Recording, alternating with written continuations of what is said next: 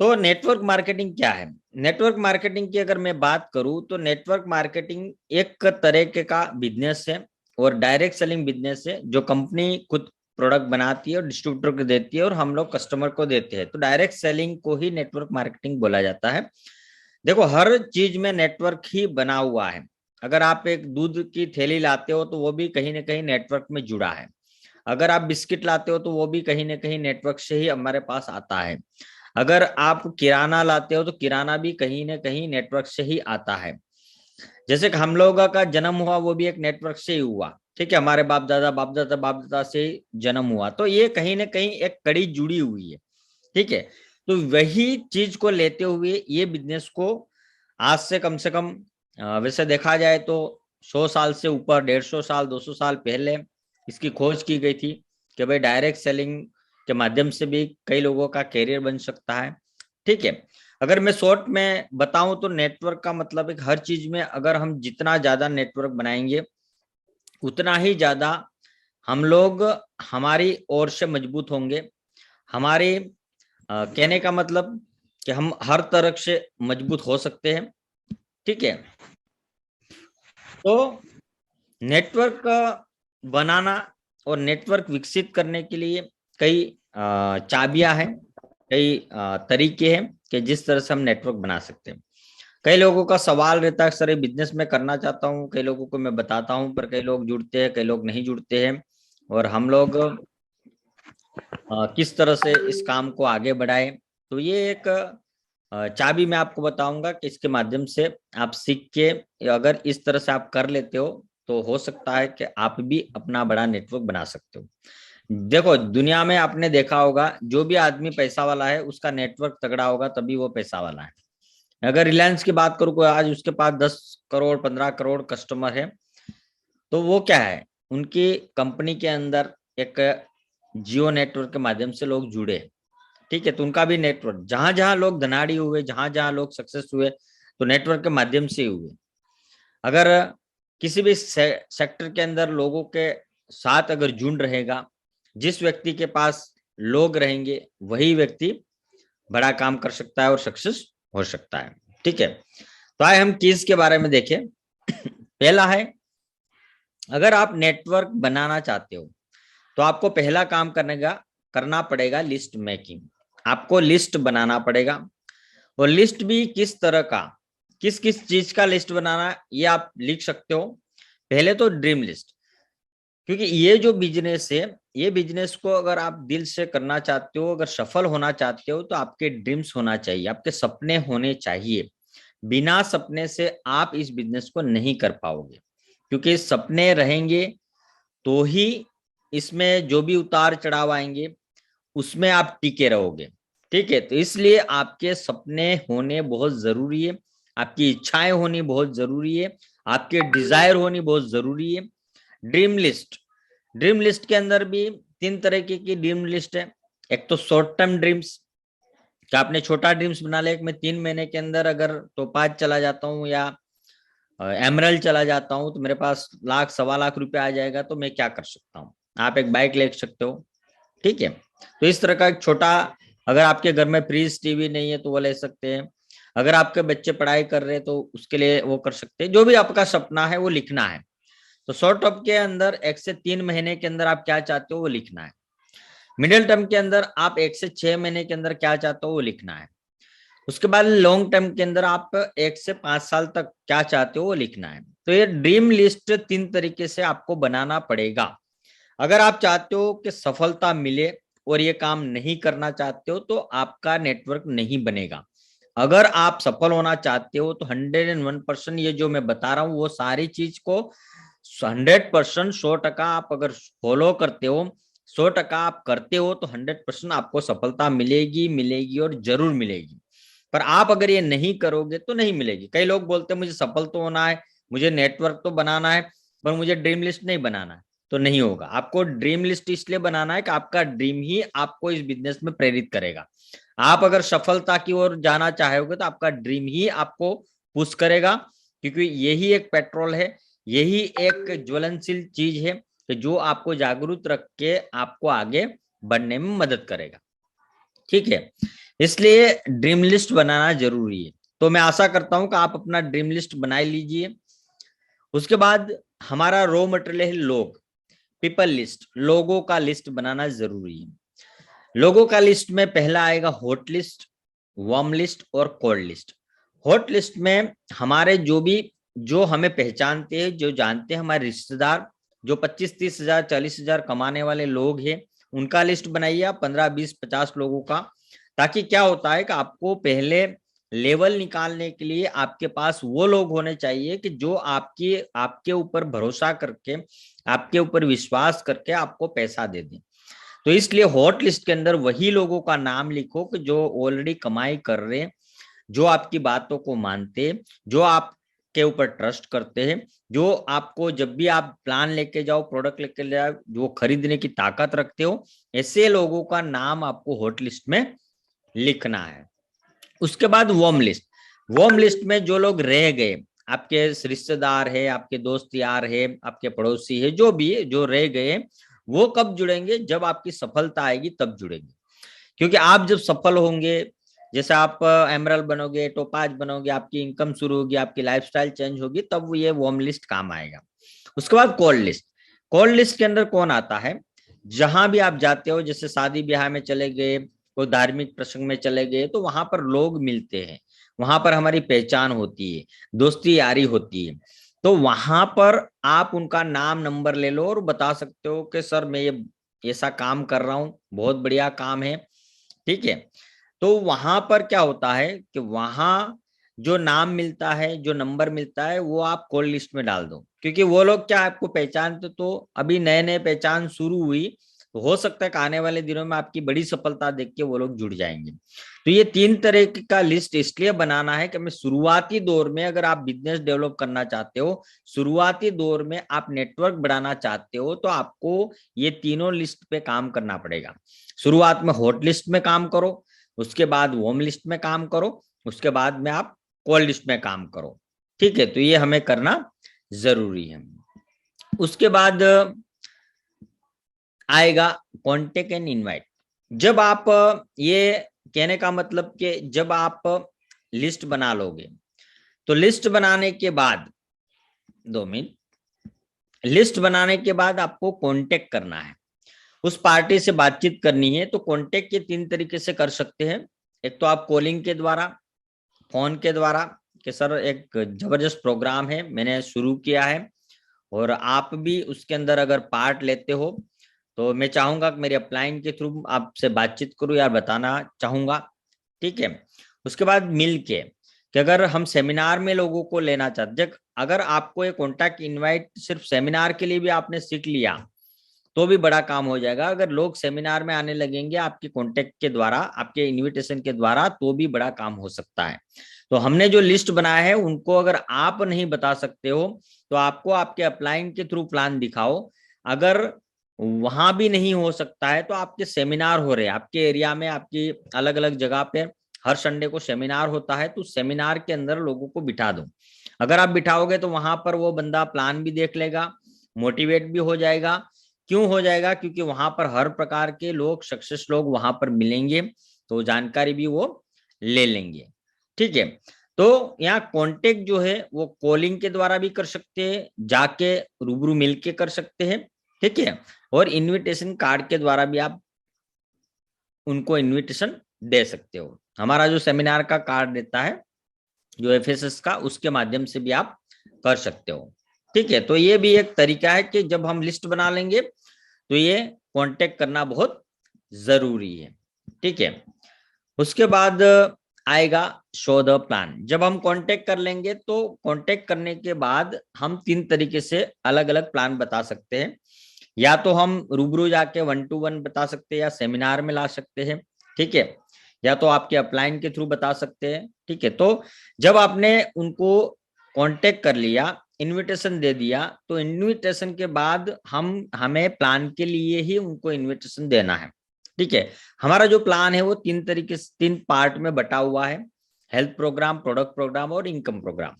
तो हमें पूरे जो हमारा पूरा प्लान है वही बताना है। और हमारा जो नया गवर्नमेंट गाइडलाइंस के हिसाब से जो प्लान आ गया है वही प्लान हमें लोगों को शो करना है।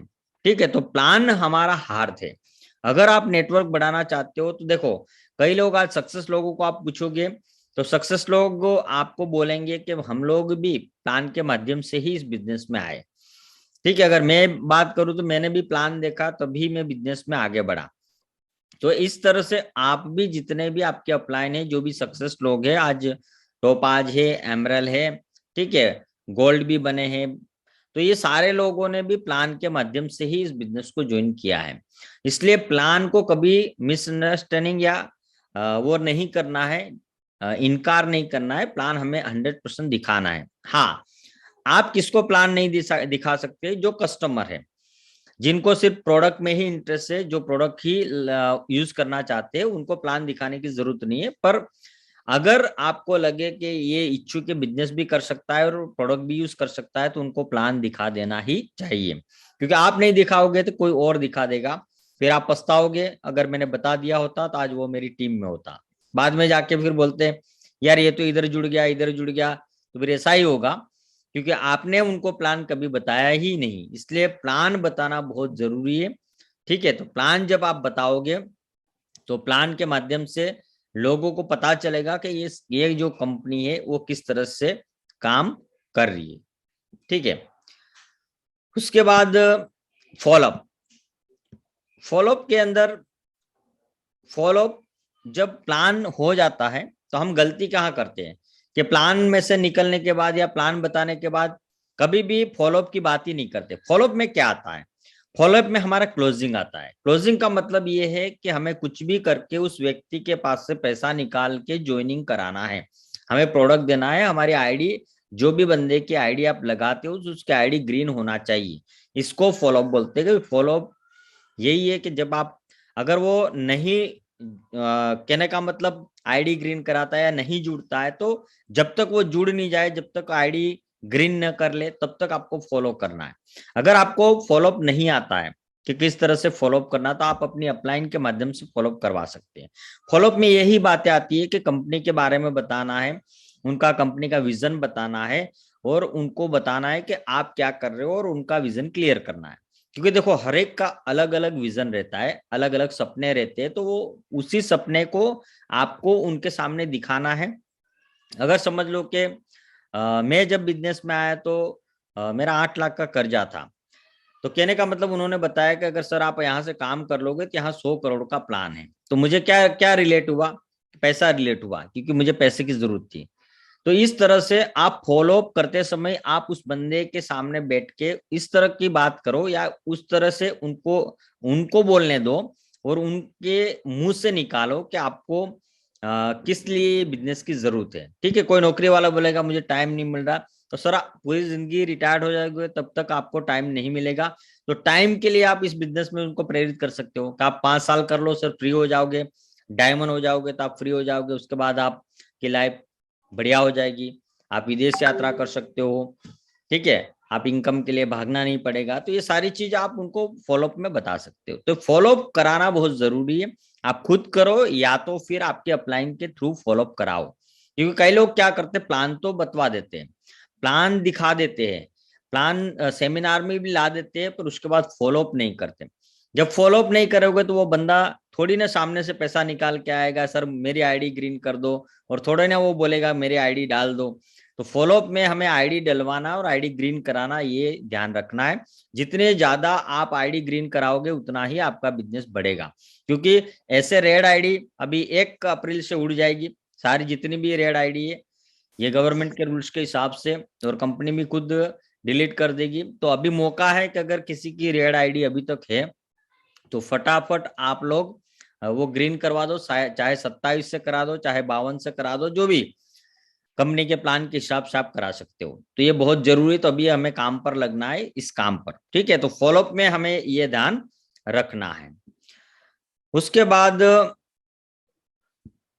2 मिनट, उसके बाद आता है डुप्लीकेशन। कि जो जो काम आपने करा है, जो जो काम आपने करा है, उसी काम को आपको डुप्लीकेशन कराना है। क्या क्या डुप्लीकेशन में आएगा? एक तो लिस्ट मेकिंग, क्योंकि आपने भी लिस्ट अगर बनाया होगा तो आप उनको प्रेरित करोगे कि आप भी लिस्ट बनाओ। अगर आपने बनाया नहीं होगा तो कैसे बोलोगे? तो पहले आपको खुद करना है, ठीक है। उसके बाद आप नमूना बन के ये डुप्लीकेशन आपकी डाउनलाइन में कराना है, बैठ के कराना है। जो बंदे को आप ला रहे हो उस बंदे के पीछे आप मेहनत करो और ये सारा काम कराओ। जब तक आप कराओगे नहीं सर, तब तक आपका नेटवर्क बड़ा नहीं होगा। कई लोग क्या करते हैं, ज्वाइनिंग तो बहुत सारी डाल देते, पर न तो उनको प्लान दिखाते, न तो उनको लिस्ट मेकिंग कराते, न तो उनको कॉन्टेक्ट इनविटेशन सिखाते, न तो प्लान दिखाना सिखाते, न तो फॉलोअप करना सिखाते, न तो डुप्लीकेशन करना सिखाते। तो कहां से आपका नेटवर्क बढ़ेगा? आपने 1000 लोगों को ज्वाइनिंग कर दिया, पर नेटवर्क आपका 1000 लोगों का दिखेगा, पर काम करने वाले कितने? आप अकेले। तो वो नेटवर्क क्या काम का? नेटवर्क का मतलब है कि हर कोई नीचे, आपके नीचे काम करने वाले लोगों को खड़ा करना।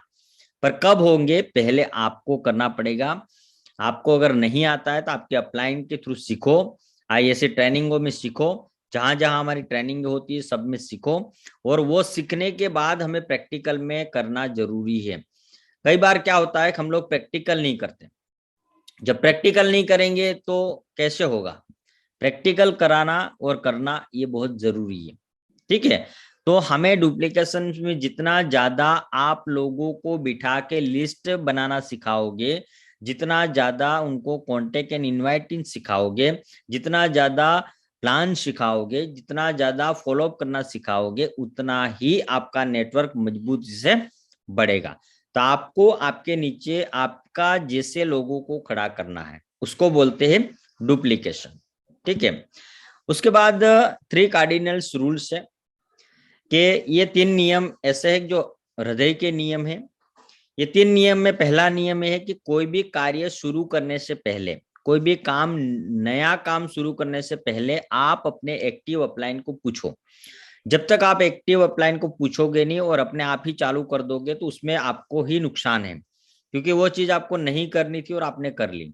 तो इसलिए कृपा करके अगर आप नेटवर्क बढ़ाना चाहते हो, नेटवर्क में विकसित करना चाहते हो, तो आपको ये नियम 100% फॉलो करना पड़ेगा कि जो भी काम नया करना चाहते हो, शुरू करना चाहते हो, आपके इस नेटवर्क बढ़ाने में या नेटवर्क या बिजनेस के अंदर, तो आप अपनी एक्टिव अपलाइन से परमिशन लो या उनको बताओ, उनकी सलाह लेके आपको शुरू करना है।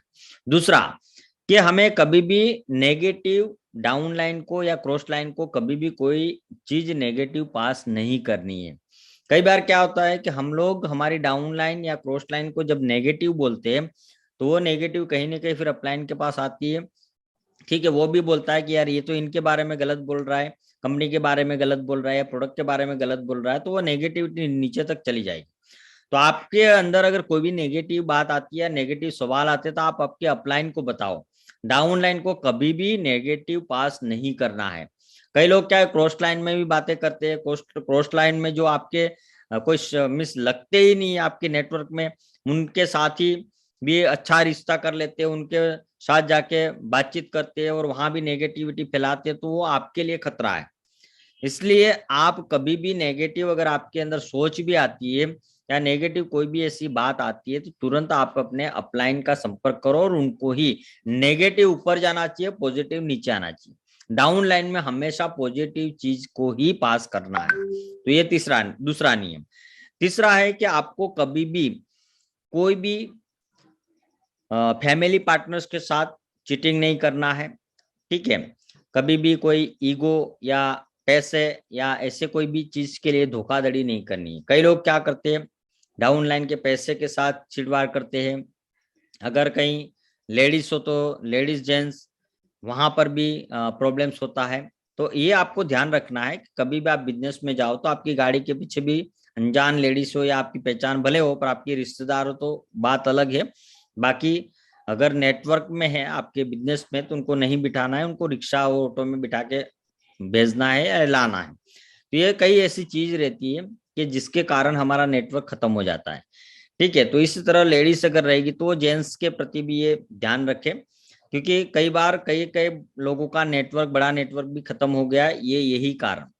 तो हमें कभी भी किसी के साथ चीटिंग नहीं करना है, किसी के ईगो के साथ भी चीटिंग नहीं करना है, किसी के पैसे के साथ भी चीटिंग नहीं करना है। अगर आप करोगे तो आपका ही बिजनेस खत्म होगा। तो ये 3 जो हृदय के नियम है ये हमें स्ट्रांगली फॉलो करना पड़ेगा। जब हम कर लेते हैं तो 101% हमें बड़ी सफलता मिलेगी। उसके बाद आते हैं 3 powers. Power of spoken word. आप जो बोलोगे वही होगा। आप अगर बार बार नेगेटिव बोलते रहोगे तो आपके साथ नेगेटिव ही बात होगा। अगर आप पॉजिटिव सोचोगे और पॉजिटिव ही बोलोगे तो आपके साथ भी सब कुछ पॉजिटिव होगा। आपसे आपके मुंह से निकला हुआ हर एक शब्द ये उसके अंदर पावर है। आप जैसा बोलोगे वैसा हो जाएगा। इसलिए कभी भी नेगेटिव बात घर में भी नहीं करनी। आप अपने बच्चे के साथ, पत्नी के साथ, परिवार के साथ ज्यादा नेगेटिव बोलोगे, आप खुद नेगेटिव रहोगे तो आप किसी भी सेक्टर के अंदर, किसी भी एरिया के अंदर आप सफल नहीं होंगे। इसलिए आप जब भी बोलो तो पॉजिटिव बोलो, अच्छा शब्द बोलो, ठीक है। क्योंकि कई लोगों को मैंने देखा है कि अपने बच्चे के प्रति भी वो नेगेटिव बोलता रहता, अपने बिजनेस के प्रति भी नेगेटिव बोलता, अपने वाइफ के प्रति भी नेगेटिव, अपने माँ बाप के प्रति भी नेगेटिव बोलता रहता है। तो ये नेगेटिव क्या है कि वो धीरे धीरे करके उनके खून में घुस जाता है। फिर वो जब भी पॉजिटिव भी सोचेगा तो नेगेटिव ही विचार आएगा। तो इसलिए हमें उसको दूर रखना है और हमेशा पॉजिटिव ही बोलना है। जैसा बोलोगे वैसा है, हो जाएगा, ठीक है। उसके बाद पावर ऑफ यूनिटी। अगर आपके बिजनेस के अंदर यूनिटी आपके डाउनलाइन के साथ, आपके अपलाइन के साथ नहीं रहेगी तो ये बिजनेस में आगे बढ़ना मुश्किल हो जाएगा। इसलिए आपके अंदर यूनिटी होना जरूरी है। एक लकड़ी टूट जाएगी, पर अगर हम ज्यादा लकड़ी का भारा तोड़ने जाएंगे तो नहीं टूट पाएगा। तो इसी तरह अगर यूनिटी में हम रहेंगे, हमारे अपलाइन डाउनलाइन के साथ एकजुट में रहेंगे, एक मन में रहेंगे, एक ड्रीम में रहेंगे, तो 101% हमें कोई भी नहीं डिगा सकता और हम बड़े लेवल पर जा सकते हैं। उसके बाद power of submission. Power of submission में समर्पण। अगर आप सफल होना चाहते हो तो आप एक सफल लीडर को गुरु बना लो, या सफल लीडर को आप अपना समर्पण कर दो। अगर आप सफल होना चाहते हो, आप भी डायमंड बनना चाहते हो, तो जो एक सफल व्यक्ति है, जो आपकी स्पॉन्सरशिप अपलाइन में आती है, कि जो एक्टिव भी है, तो उनको समर्पित हो जाओ कि सर आप बोलोगे वैसा ही मैं करूंगा। पर ये देख के आपको कि भाई वो व्यक्ति कितना सफल है, कि किस तरह से वो कार्य कर रहा है, ये सारी चीज देख के आपको डिसीजन लेना है और उनको सबमिट करना है, ठीक है। तो आप अगर सबमिट करोगे और जो वो बोले वैसा करते जाओगे तो आने वाले 2 से 3 साल में आप भी डायमंड बन सकते हो। सबमिशन बहुत जरूरी है, क्योंकि कई बार क्या है, समर्पण, जब हम समर्पण नहीं रहते और उनकी बातों को नहीं मानते तो हमारा बिजनेस जिस तरह से उड़ना चाहिए, जिस तरह से होना चाहिए, नहीं होता है। फिर हम थक जाते हैं, हार जाते हैं और बैठ जाते हैं। तो ये जो 3 पावर्स है उसको समझना बहुत जरूरी है। जब हम समझ लेंगे इस पावर को, तब जाके, और समझना ही नहीं है पर साथ में करना